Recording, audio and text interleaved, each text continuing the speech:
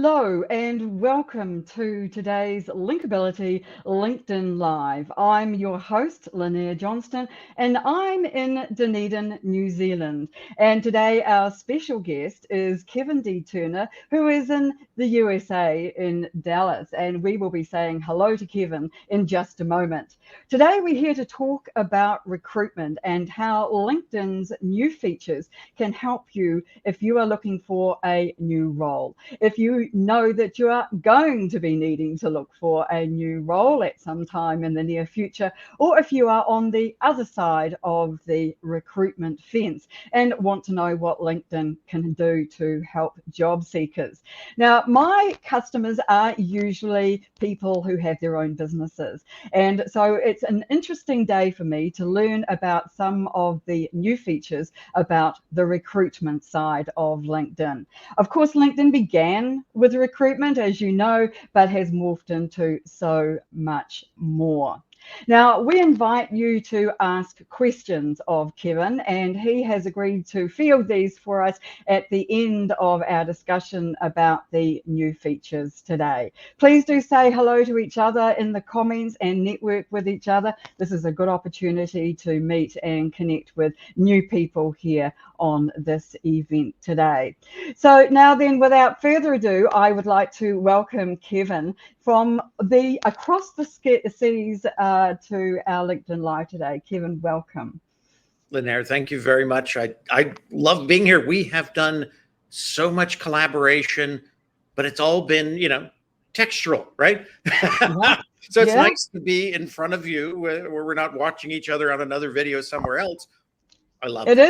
This is the first time Kevin and I have met virtually, and so it is very exciting, and I'm very looking forward to being able to pick his brains about so many things. But let me tell you a bit about Kevin first of all, if you do not know anything about him. He has successfully pulled off 5 evolutions in his career. That's amazing. He's transitioned from Fortune 50 sales and marketing management to venture capital to public and private turnarounds, leading a non-profit 50 internationally, and turning a side gig into a successful business that he's been running for more than 10 years now, and that's TNT Brand Strategist. Now, his business philosophy is something that really appeals to me. It's customers first, and then people, planet, and profit, the 3 Ps, coupled with a keen business acumen, which you'll hear today, and a personal resolve to change the world.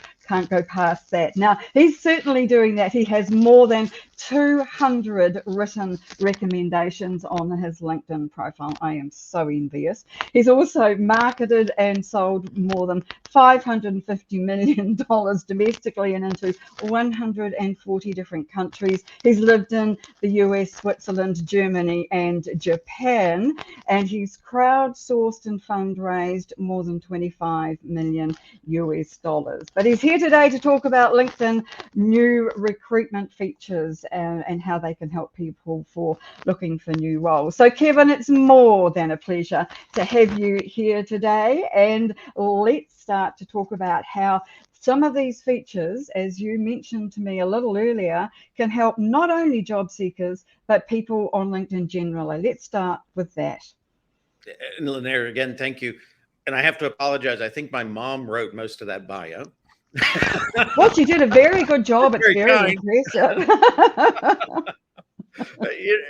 To me, and I've been on LinkedIn since 2005. I was in under the first 2 million people to join in. And I've been active on it ever since.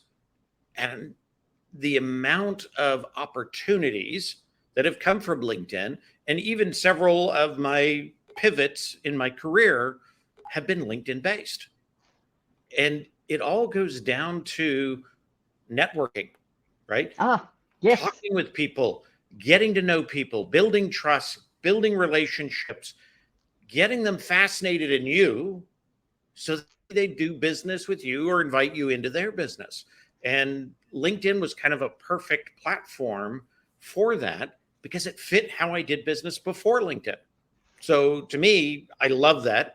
And that, in essence, is why I guess I get so excited about new features on LinkedIn and how they appeal to, whether it's a business or whether it's a job seeker or whether it's just somebody who wants to do better in their career, right?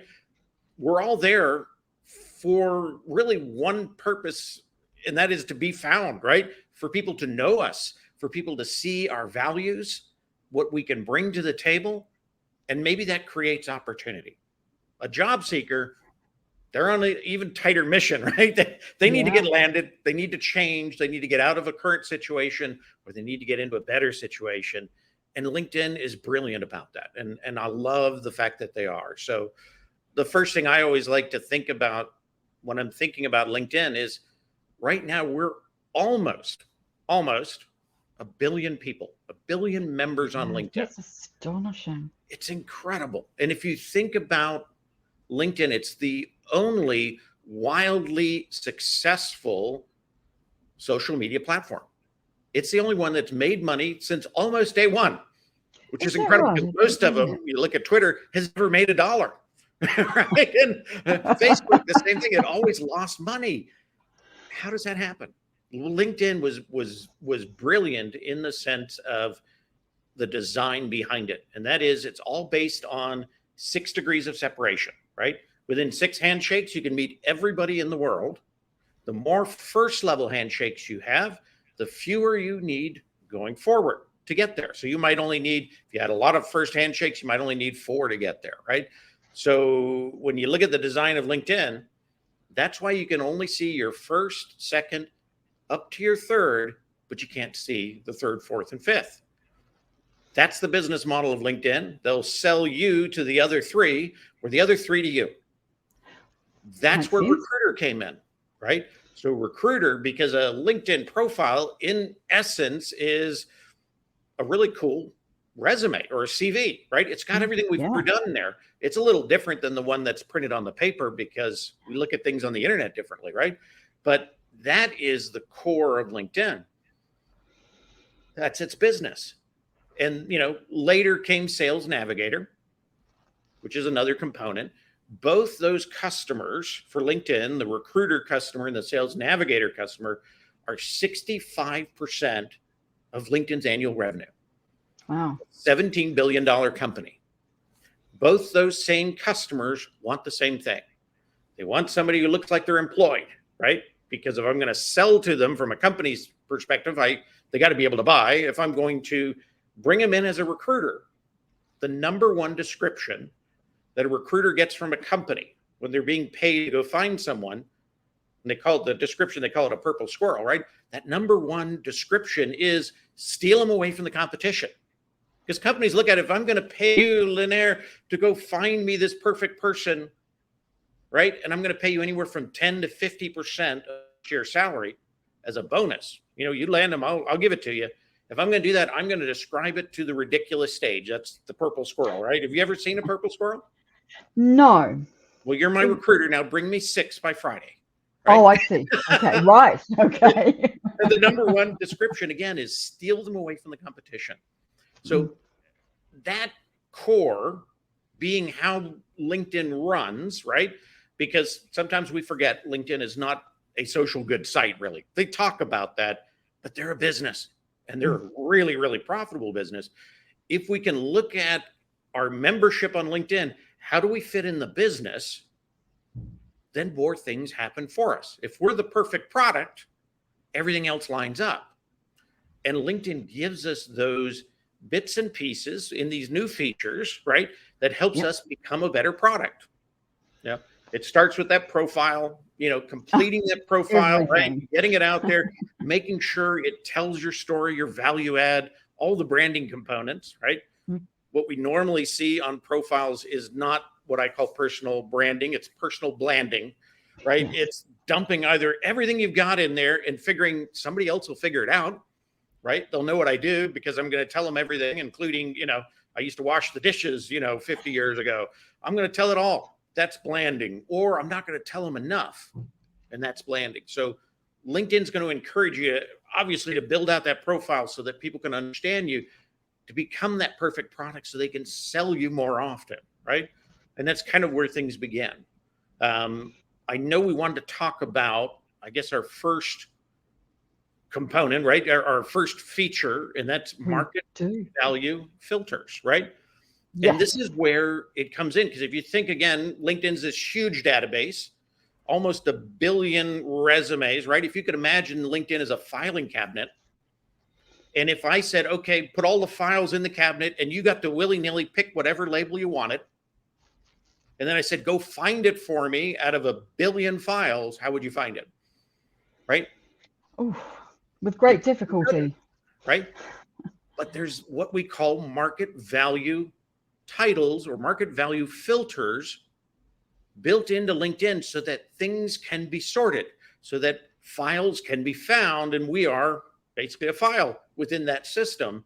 So anytime you go into your profile and you select, like let's say you're putting in a title, right? When you go in there and you select title and you start typing, LinkedIn's going to give you a secret. And that is they're going to tell you, hey, in the drop-down box below are our market value titles. Those are the labels that go on your file in that big filing cabinet. So when we want you, we can find you. Okay. Can we make up our own labels? Yes. And that's how we become invisible, right? That's Right. it. Okay. And, I learned this many years ago. I did a transition for a head of a large internet company at the time. I won't say the name because it's kind of embarrassing for him. And they're kind of embarrassing now.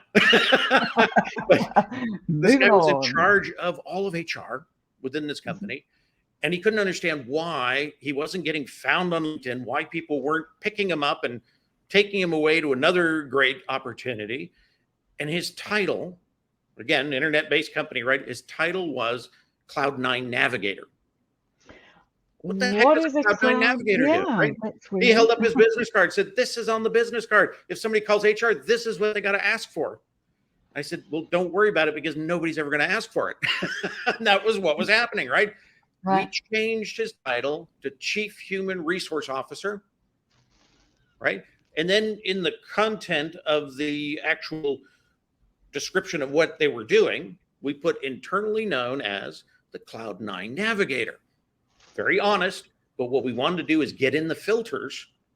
And that particular individual was scalped up within 2 weeks on LinkedIn. Wow. Because everybody was looking for somebody in that particular area that he was in, that expertise, who is a CHRO and who had come through this big startup and, it sold off for billions. That's what they wanted, but they weren't looking for a Cloud9 Navigator. So don't be cute. That's what you're saying is don't be cute. Follow the lead from LinkedIn and follow what they offer. Sometimes it's not even cute. Like you might go in there and director of marketing is what you might think. You might look at that and in the drop-down box, it only says director marketing. So director of marketing really isn't cute, right? Just sometimes what we call ourselves. Yeah, but director marketing is the basic label that they've got for that file. Use that one because the other one, you're going to go invisible. This one, you're going to be found, right? So again, our purpose is to be found on LinkedIn to have better opportunities, right? And so this is one of the first things that most people make a mistake on is they put in those titles that companies call them. And I think that many companies create titles so nobody can find you. Why not, right? We don't want them scalped by other companies and recruiters. So we're just getting absurd, ridiculous title and they'll never find them. So so choose titles that LinkedIn has already got in its database, and then you will not be invisible. That's a really good one to start on because it's something that everybody I think needs to do, regardless of whether they are in recruitment. And I will certainly, after our LinkedIn Live today, be going away to check that mine are doing the same.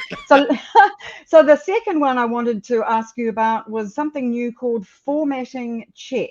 So tell me what this does, because it has to do with resumes, as I understand it.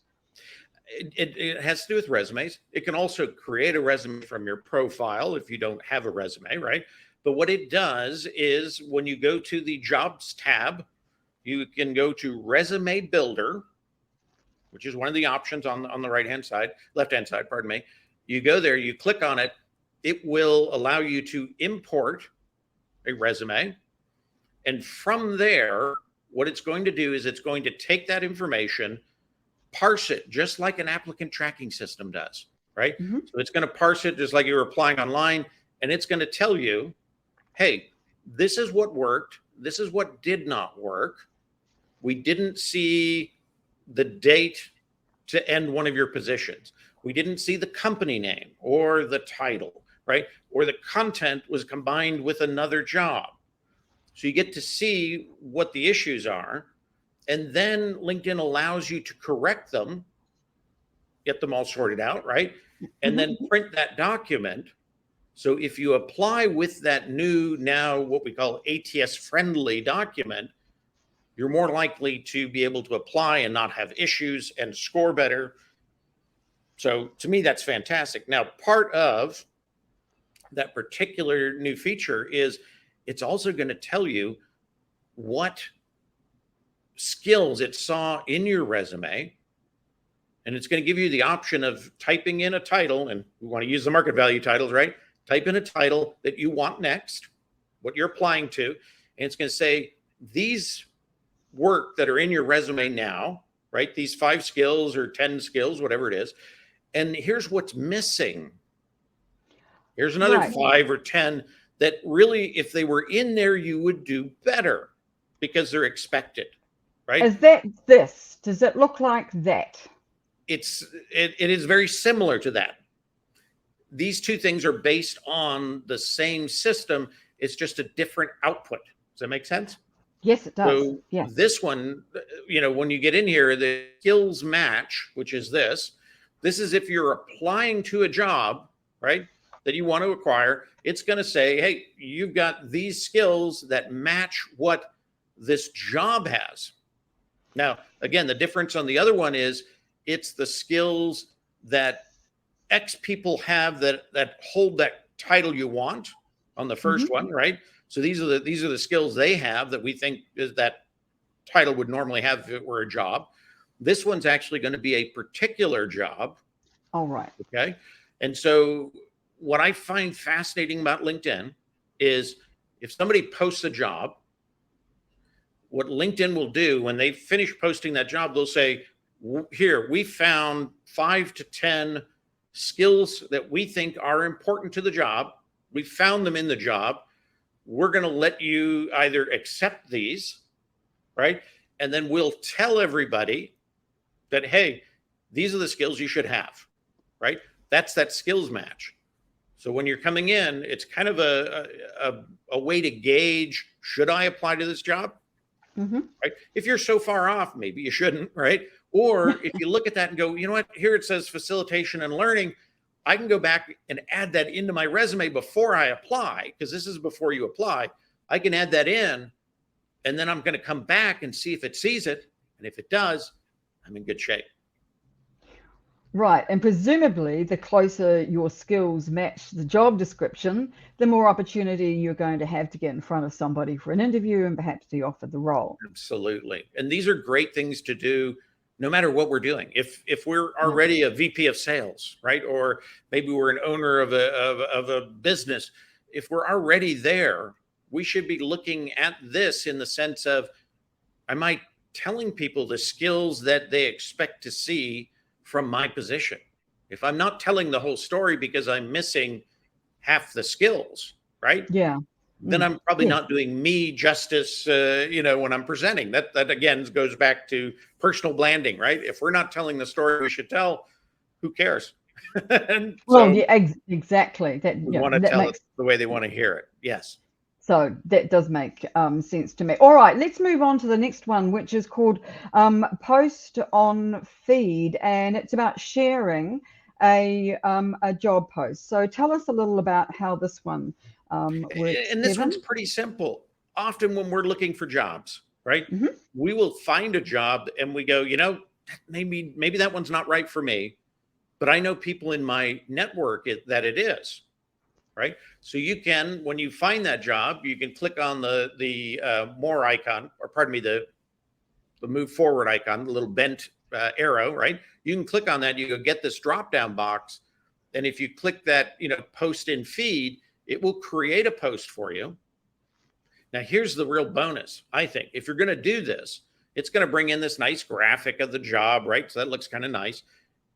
I always suggest type in there, you know, Lynnaire Johnston with Corn Ferry is looking for, you know, somebody who can do this job, right? Mm-hmm. And then all of a sudden, you know, you find people in your network and they're good and they're starting to talk to you. And then, you know, when I need a job, Lynnaire remembers me. Yes. Because, oh, you were the one who posted, right? And that led to me finding the right person, which means I got money in my wallet or in my purse, right? So I like you. And so use it in that sense. You know, expose those things to others. So maybe that's their opportunity, but don't just leave it like that. Bring in that recruiter that's normally posted on there, or find out who they report to and say, you know, reports to Jane Doe, right? Whoever that might be. Put them in there. You know, I always say mention them, right? So it's a direct link. Yes. And create a relationship this way by helping them find the right people. So often in a job search, you get more when you help more. So I think that that's in any walk of life, Kevin. The more you give, the more you get back. And I think that what you're saying is just fits into that really, really well too. All right. So then there's something new about a redesign on job posting cards. So tell me what this is all about, because I'm not familiar with this. Yeah, and this just started to roll out. So what they've tried to do is make some bigger categories at the top of that job posting, right? So, you know, you start with title, you got company, location, you know, when it was posted, number of applicants. That's pretty standard. That's what used to be up there. Now they're going to have salary range in the US, and we hope that expands to other countries. But what salary range is, when they pop in a job description, LinkedIn has this huge database of what those salary ranges normally are. And so LinkedIn will populate that salary range and then tell the poster, you can either let it go as is, right? Adjust it, change your range. Maybe yours is longer, bigger, you know, more at the end, or maybe it's less. Change it or remove it. But LinkedIn is promoting, exposing kind of the transparency of salary, which I think is fantastic. They're doing it in the US first because they have more data here. And I'm hoping that it will expand, you know, and go further out. And in that same area, it's going to tell you, you know, employment type means, you know, is it remote? Is it hybrid? You know, do I have to be on site? So it's going to give you a little bit of information. Level is like senior level, you know, intern, those kind of things. So it's going to give you some more information in that. That's going to be next to that little briefcase. Employee size range, you know, industry, those are pretty standard. They used to be at the bottom, right? But now they're going to be at the top. So if somebody's saying, you know, I like a small company, and they see it's got 10,000 employees, I don't even want to apply, right? Doesn't fit me, so I'm not going to apply. Number of connections. And this is really important because on the other side, recruiters see this. If you have more connections within an organization, you think about it, that means you've got friends there, right? Yeah. If you have friends somewhere, you're more likely to be happy and stay. So when a recruiter actually looks at a application and it says Lynnaire has 16 friends here and Kevin only has 0, right? I'm a higher risk. You're not, right? And so really important to see that. And they're trying to tell you that here, hey, look, you know, a lot of people there, they're going to see it on the other side. LinkedIn has gotten so much better now with kind of sharing what the other side sees without actually saying they're doing that, right? So you have to know, and I know because I've opened Recruiter, I've got a couple of videos on that on my channel where you can actually see what they see, and these things all align, and they make a lot of sense. Alumni are the same thing, right? If you went to the same school, you may have the same connectivity. You know, if there's a lot of people from your school there, you're going to get along because the games come through and all that kind of stuff, right? So there's that collegiateness, I guess, you know, in that sense. So again, a connectivity. Next one down is really giving the information of who posted the job. Now, they can opt out of that. They can say, I want to be anonymous, right? But because it's there and it populates first and they have to take it out, most people are leaving it. And I like that because if I see something and I'm a really good fit, I'm going to probably reach out to them directly, or I'm going to start following them, right? And I'm going to definitely be following the company because, believe it or not, they look at that as well. I want to have that connectivity. And, so to me, I think this is really nice that LinkedIn is kind of pushing it that way. Now, right below that, you see a skills list, right? This is very much what we saw earlier, the skills match. Yes. So it says, this is what the job, says you should have. These are the ones you have. These are the ones you don't. Anybody should be able to look at those things and say, if I want my next position to be CEO, and I'm always missing these 5 every time I look it up, write those down. And if you can, incorporate them into your brand message on your profile. That includes skills and, assigning skills and then writing it into the content and backing it up with some proof, right? Those kind of things are going to make an effect here. This one, you may have wanted to talk about this one separately, but it's here. And that is, when did the job poster actually join LinkedIn? Why would that be important? And this one actually has an example, 2011. There are a lot of fake job posters. You can open up a profile on LinkedIn. You can say, I'm hiring. You can tell LinkedIn you're hiring. You can post a position out there and you can collect a lot of data, right? And you can do bad things with it. Or let's say you want to spread a virus. Maybe you want to get the data and scrape from their profile. I send you something, hey, go ahead and apply. Here's the application. We'll make you a priority. You click on that link. Basically, I now own your LinkedIn account. Oof. So who does that? People who are brand spanking new, because you can't do that very long without LinkedIn catching you, right? So if you see somebody post a job and it looks too good to be true and they join today, you might want to say, I don't think so. Yeah, right? I absolutely would agree with that. They're trying to give us a clue to keep ourselves safe. It's still our decision because they don't really know either, but they're trying to help us with that. And I think that's a great little addition that they put out there. I agree. Now, you mentioned in passing your YouTube channel, so I want to stop for just a second and mention that, because I've been watching some of your videos on your YouTube channel, and we will run the link for that across the bottom of the screen so that other people can go and have a look and subscribe. But I found a really interesting video that is along the lines of what we're talking about, where you can find a job that you aspire to. And so you might be a marketing manager now, but you want to be a director of marketing, and you can go to, if you follow the links that you suggest, then you can go and have a look at what skills you are going to need to be qualified for that, or to be able to be considered for roles with that title. And I felt that that was really interesting. So Kevin, what is the name of your YouTube channel? Let's at least mention that. Channel, if anybody can get to YouTube, you can actually put in the search, Keep Rocking LinkedIn. Pretty simple, right?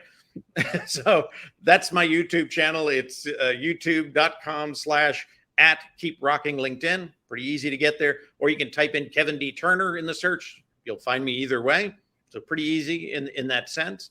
And that tool that you were talking about is called Career Explorer.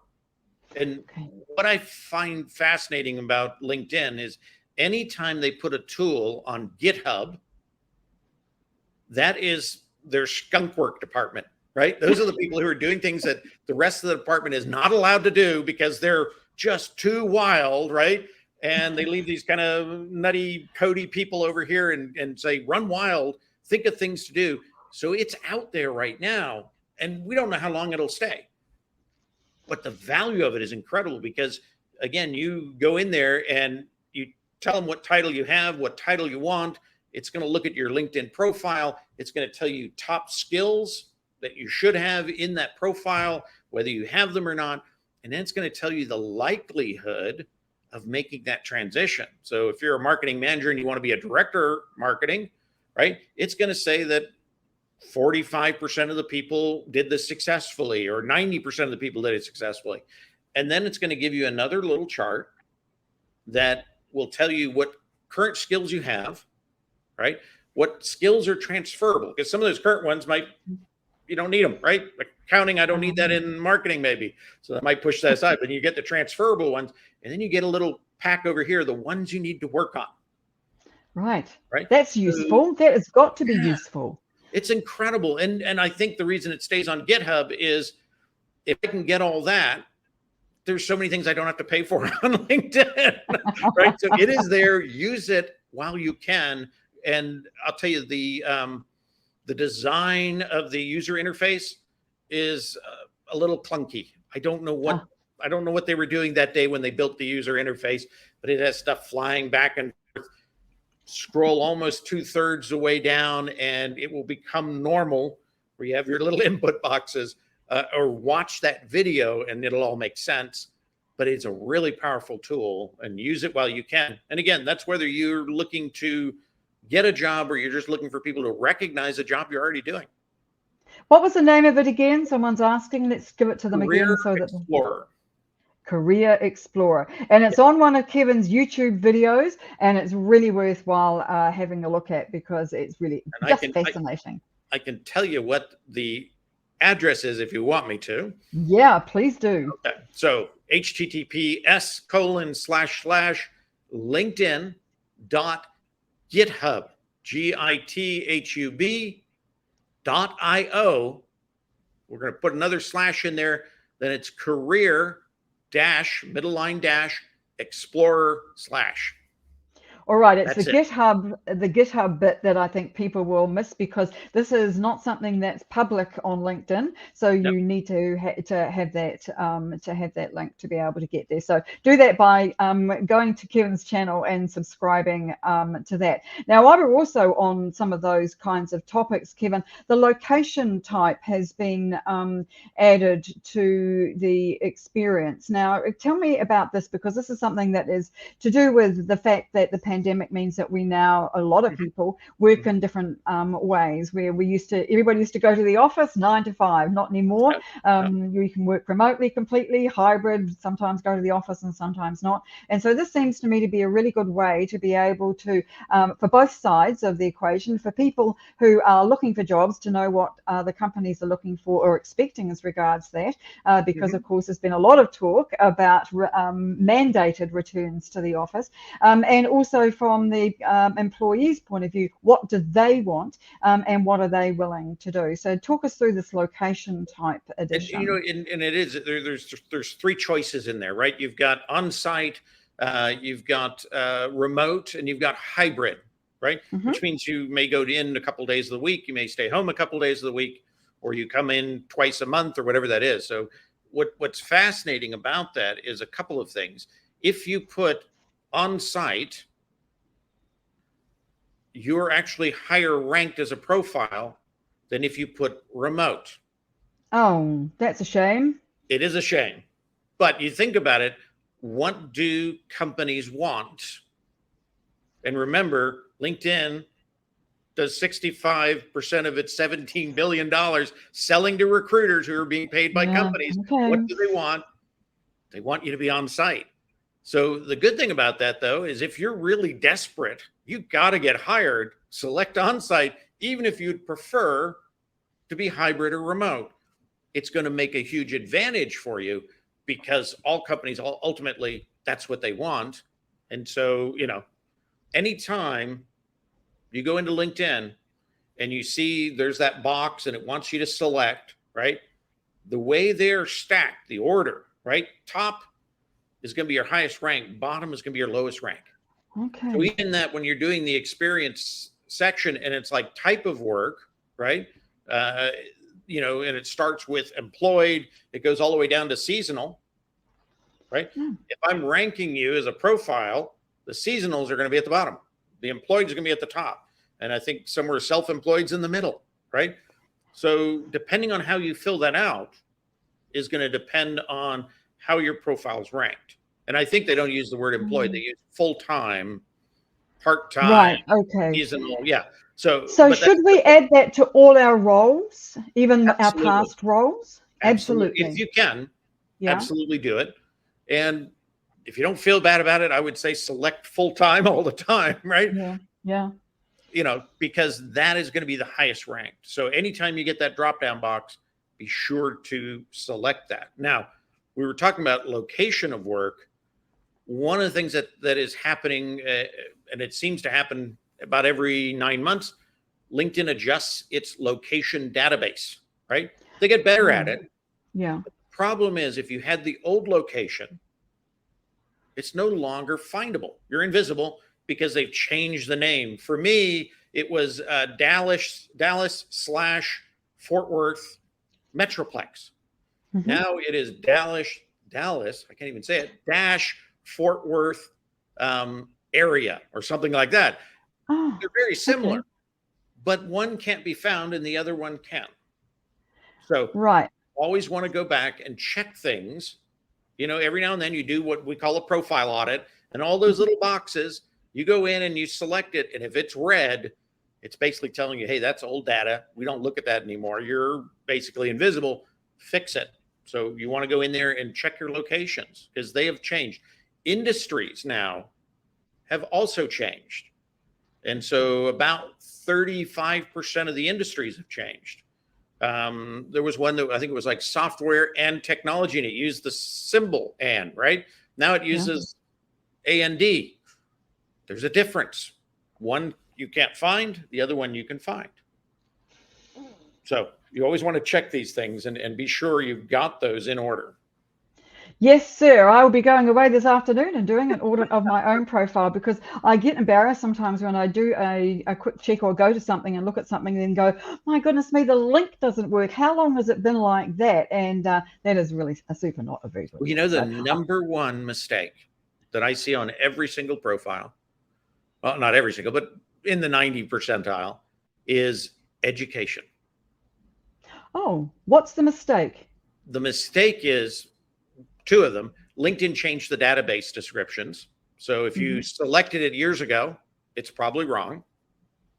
If you created your own description, if you said like bachelor's science or something like that, and you didn't take it from the drop-down box, it's not recognizing it. So people who have spent a lot of time, a lot of money, getting certifications, getting degrees, all these kind of things, a lot of them are not getting credit on LinkedIn because LinkedIn can't see it in the database. It's the wrong label. So it's hidden. Okay. It's lost in that file of, almost 1 billion files.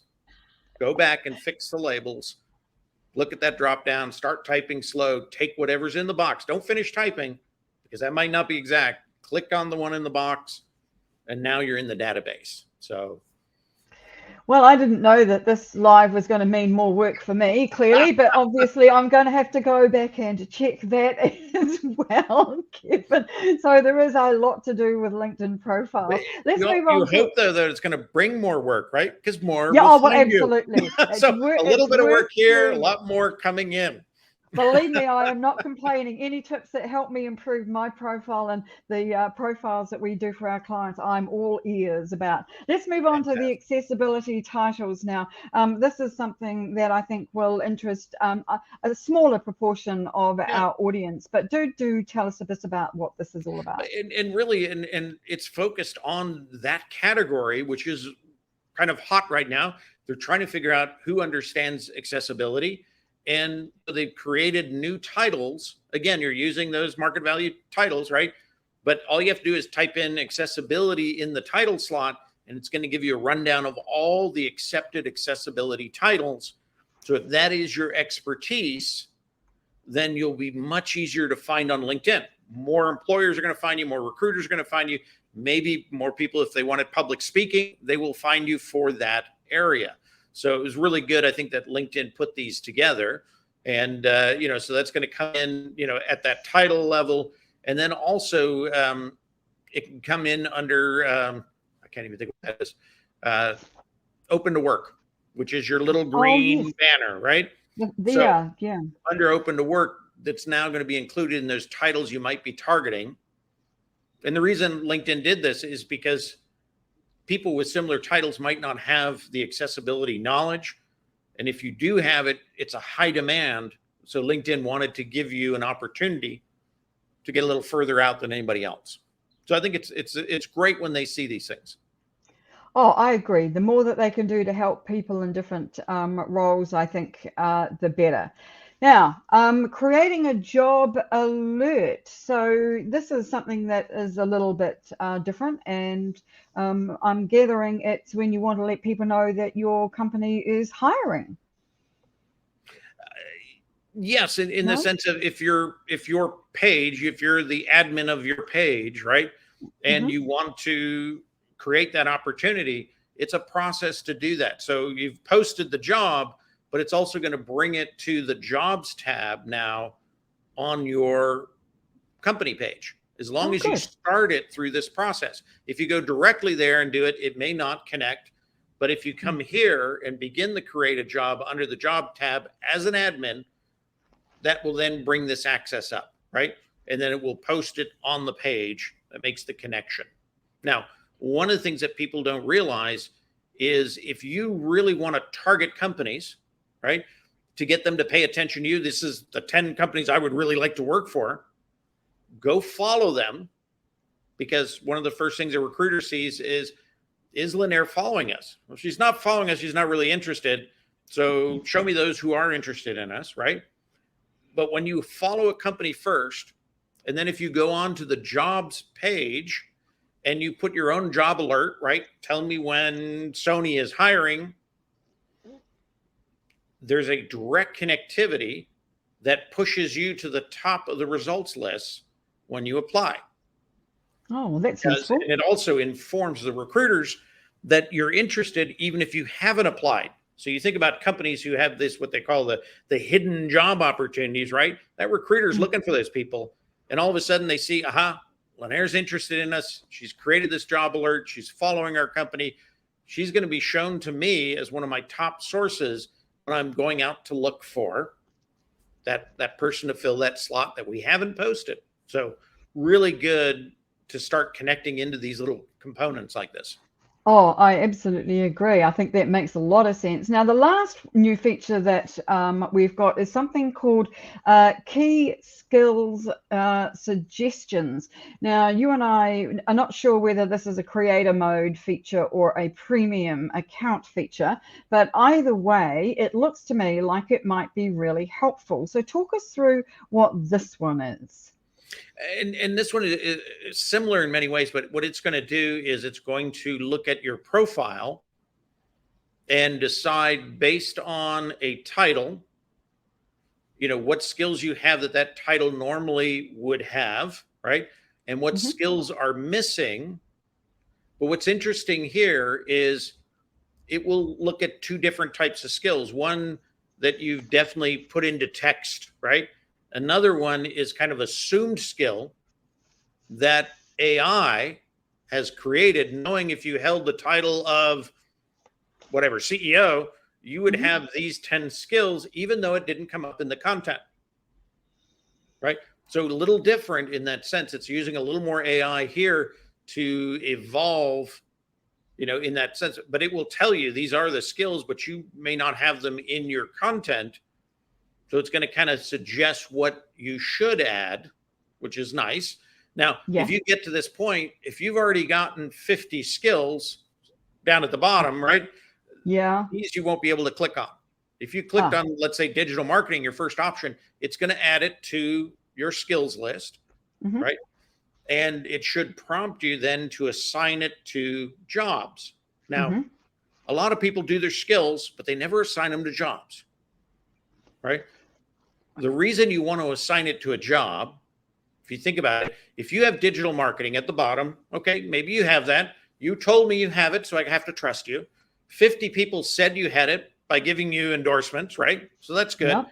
Two of those people actually are highly endorsed, so that's like a bonus, right? That's a multiplier.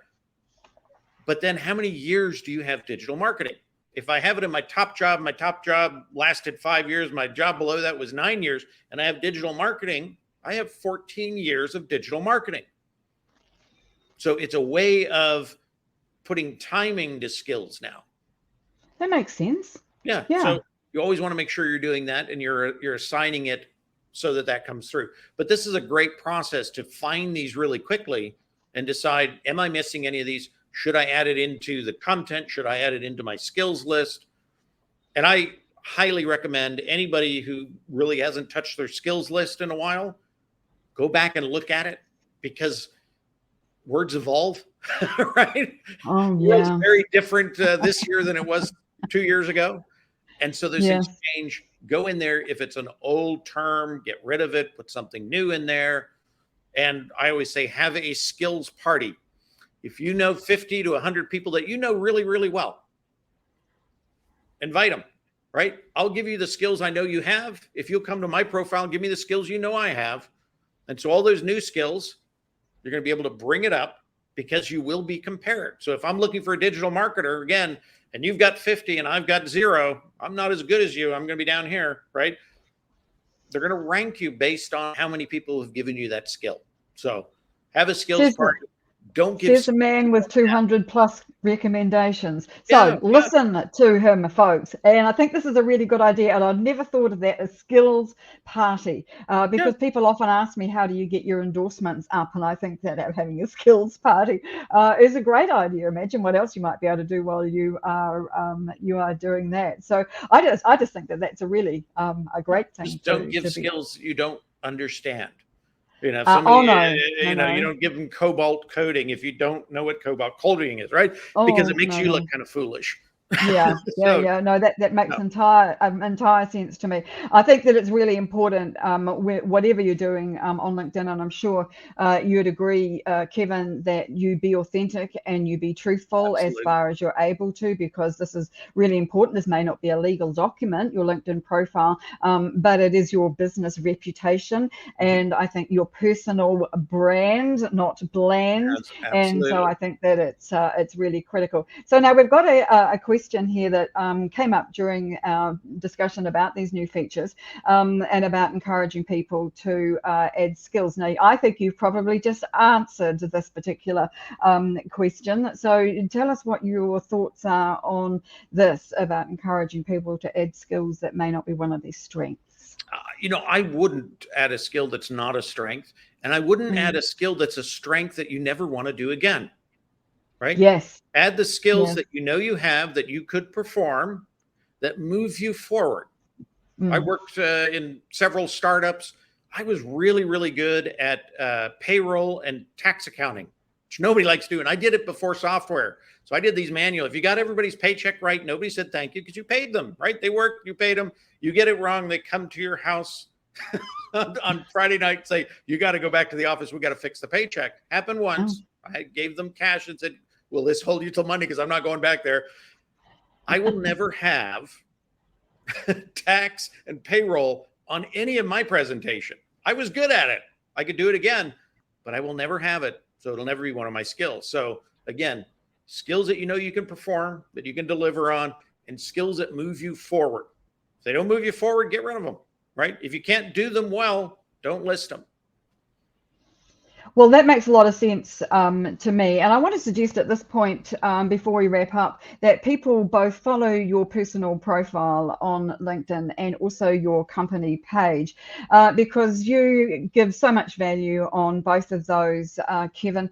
And I particularly want to draw people's attention to your list of LinkedIn new features. Now, this I regard as my Bible.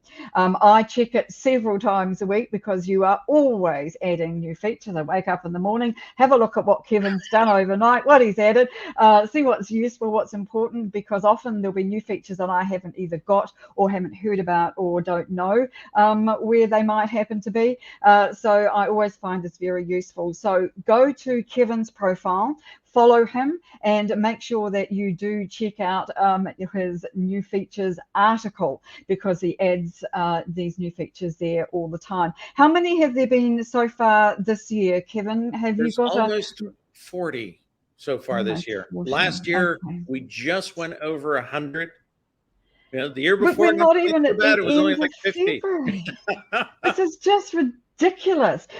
So in order to keep up with what LinkedIn is doing, you need to go to Kevin's profile and follow his articles, because as I say, he's always sometimes using that new little feature, right, can make a huge difference. Yeah. And that's the key. And Kevin gets these from people all over the world who are his eyes and ears on LinkedIn, because the difficulty is that LinkedIn very rarely announces new features. Sometimes they're testing them in the background as well, but Kevin has eyes and ears everywhere, and as I say, is really he's my go-to for all of LinkedIn's new features. And so, Kevin, in conclusion, tell us what you think is the most useful new feature there has been so far in 2023. There is quite a lot to choose from. If there's been more than 40. My favorite is it is so simple. I don't know why it wasn't done already. And that is star in messaging. So yes, we want to build relationships, right? You can't build them without having some kind of communication. Messaging is your next step, right? But the way messaging is, it's just a big dump of everything, right? And if you use the, and I can't even think the Microsoft term for, separating them out, that's even worse, right? Focus another. Mailbox, unfocused mailbox, whatever they want to call it. But that star, and you'll see it, right at the top of the conversations, you'll see a little black and white outlined star. You click on that, that turns that conversation into a gold star, right? Which means you can see it in the mix of all of them. And then if you go to that little filter button, the 3 little lines with the dots in it, that's over on the side, you click that, you click starred, and it's only your starred conversations.